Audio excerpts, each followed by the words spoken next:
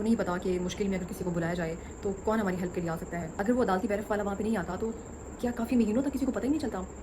خیر خبر رکھا کریں, اپنے دوستوں کی خیر خبر رکھا کریں. کچھ دن تک بات نہ ہو تو ایٹ لیسٹ ایک میسج کال لازمی کیا کریں. رسپانس نہ آئے تو جا کے پتہ کیا کریں, لیکن کوشش کیا کریں کہ جو رشتے بناتے ہیں ان رشتوں کی ذمہ داری بھی اٹھائیں.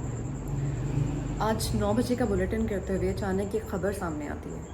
پہلے تو مجھے فوری طور پہ پتہ نہیں چلا کہ کون سی والی حمیرہ ہے, لیکن جیسے جیسے میں نے خبر پڑھنا شروع کی اور میں نے ان کی پکچر دیکھی تو مجھے آئیڈیا ہوا کہ یہ وہی حمیرہ اصغر ہیں جن سے میں بہت سال پہلے ایک چھوٹی سی ملاقات تھی, جب ان کو بہت زیادہ لوگ جانتے بھی نہیں تھے اور وہ اتنی زیادہ فیمس بھی نہیں تھی. ابھی تو شاید ایکٹنگ بھی شروع نہیں کی تھی, ابھی صرف ماڈل ہی تھی. ہمارے آفس میں ان کا ایک انٹرویو ہوا تھا.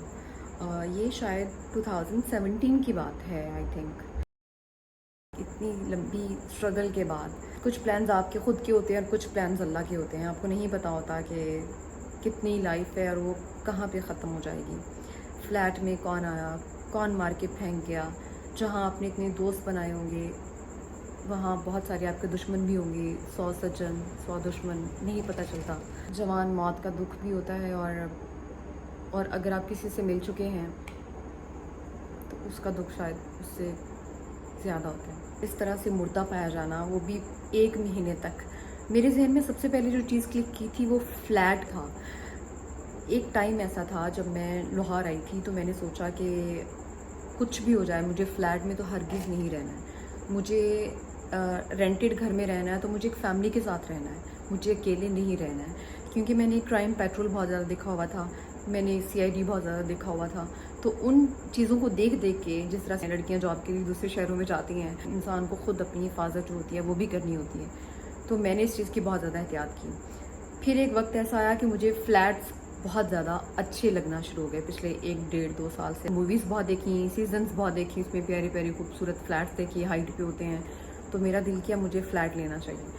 اور میں اسی چیز کو ہر وقت میرے مائنڈ میں رہتی تھی کہ یہ چیز تھوڑا ریزنیبل ہو سکتی ہے, آپ یہ ایزیلی افورڈ کر سکتے ہیں بجائے اس کے کہ آپ گھر لیں. اس سارے واقعے کے بعد میرے ذہن بس یہی چیز آئی کہ اکیلے رہنا کوئی اتنا آسان فیصلہ نہیں ہوتا ہے. پتہ نہیں کیوں میں نے اس بندی کو اتنا سیریس ابھی لے لیا کہ شاید میں ایک چیز سمجھ سکتی ہوں, فیملی کے ساتھ نہ رہنا کتنا زیادہ مشکل ہو سکتا ہے کسی کے لیے بھی, اور آپ کے آخری وقت پہ آپ کے پاس کوئی موجود نہیں ہے, آپ کے لیے کوئی اس طرح سے نقصان پہنچانے کے لیے آپ کے پاس آیا ہے اور آپ کسی کو آواز نہیں دے سکتے ہیں. آپ کو کوئی ہاسپٹل نہیں لے جا سکتا ہے, آپ کو کوئی پانی نہیں پلا سکتا ہے, اگر آپ گر گئے ہیں تو آپ کو کوئی اٹھا نہیں سکتا ہے. بہت مشکل ڈیسیجنز ہوتے ہیں اس طرح کے. یہ کوئی پہلا واقعہ تو نہیں ہے, یہ تو ازلوں سے چلتا آ رہا ہے اور آئی تھنک ایسا ہی ہوگا. ہر دوسرے تیسرے دن ہم اس طرح کا کوئی نہ کوئی واقعہ سنتے ہیں. مجھے لگتا ہے کہ سب سے پہلے اپنی حفاظت ہوتی ہے. جب آپ اس طرح کے فلیٹس میں رہنے کے لیے ڈیسائیڈ کرتے ہیں تو آپ سب سے پہلے سیکیورٹی دیکھیں. وہاں پہ سیکیورٹی کیمراز لگے ہیں, وہاں پہ آنے جانے والوں پر نظر رکھنے کے لیے کوئی موجود ہے. ریسیپشن پہ ہر وقت کوئی نہ کوئی رہتا ہے.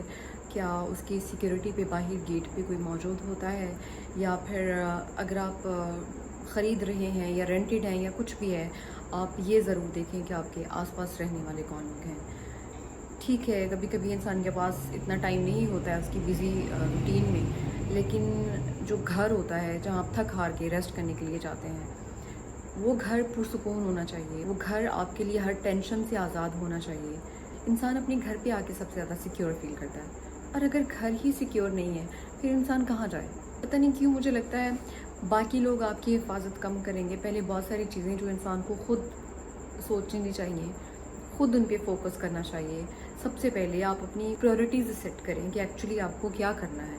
آپ اس طرح کسی ان نون پلیس پہ جا کے مت رہیں. ان کو نہیں پتہ ان کے آس پاس کون رہتا ہے, نہیں پتہ کہ مشکل میں اگر کسی کو بلایا جائے تو کون ہماری ہیلپ کے لیے آ سکتا ہے. ہم انسان ہیں, ہم تھوڑا زیادہ سوچ سکتے ہیں, اور یہ سوچیں ہمارے ذہن میں آتی بھی ہیں کہ اس وقت وہاں پہ کوئی موجود نہیں تھا, کوئی گھر میں کسی کا آنا جانا نہیں تھا کہ کسی کو یہ بات پتہ چل سکے. اگر وہ عدالتی بیرف والا وہاں پہ نہیں آتا تو کیا کافی مہینوں تک کسی کو پتہ ہی نہیں چلتا.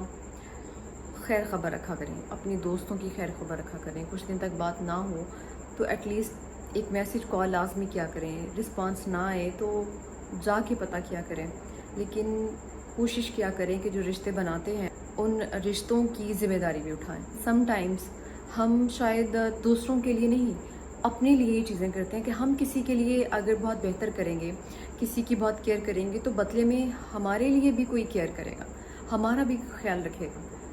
مجھے لگتا ہے کہ یہ چھوٹی چھوٹی چیزیں ہیں جو زندگی گزارنے کے لیے بہت ضروری ہوتی ہیں. اس طرح کی جب بلڈنگز بنتی ہیں تو ان کی سیکیورٹی چیکنگ جو ہے وہ لازمی ہونی چاہیے.